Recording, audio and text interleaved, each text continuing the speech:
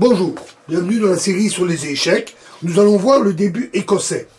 Alors celui-ci est rarement joué en compétition, car les Noirs peuvent facilement égaler s'ils connaissent ne fût-ce qu'un minimum de théorie.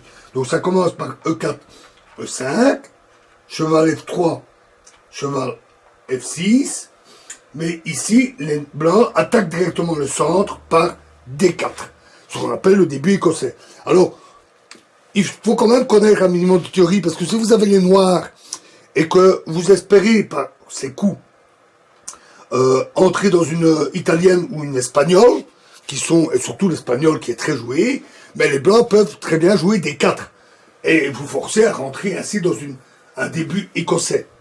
Donc il vaut mieux quand même connaître un minimum.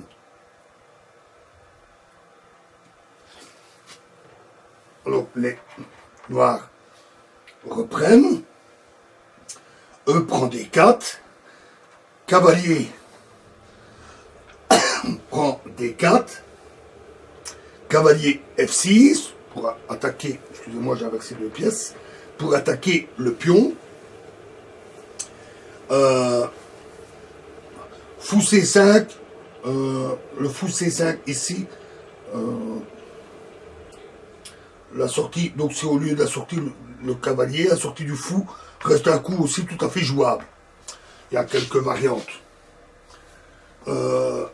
Cavalier F6, cavalier C3, protège son pion, fou B4, donc cloue le cavalier, cavalier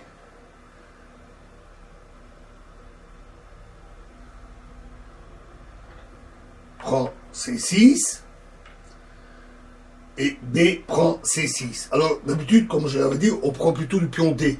Mais ici, dans cette variante, retenez-le, il faut reprendre du pion B. C'est bien meilleur. Fou D3. Et ici, D5, qui est un coup très fort.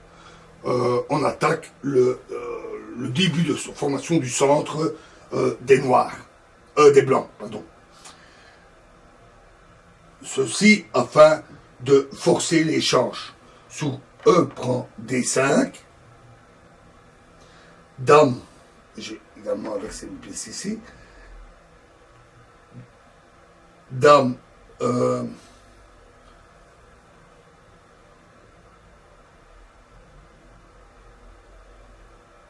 joue Dame E7, échec, et avec un jeu qu'on peut qualifier de plutôt égal. Le jeu est plutôt égal des deux côtés. Il n'est pas particulièrement agressif. On a déjà échangé pas mal de pièces. Et il a plutôt tendance à conduire à la nullité, du moins si les deux joueurs jouent plutôt correctement. Dans la prochaine vidéo, nous verrons une variante qui est appelée le gambit écossais. Je vous remercie.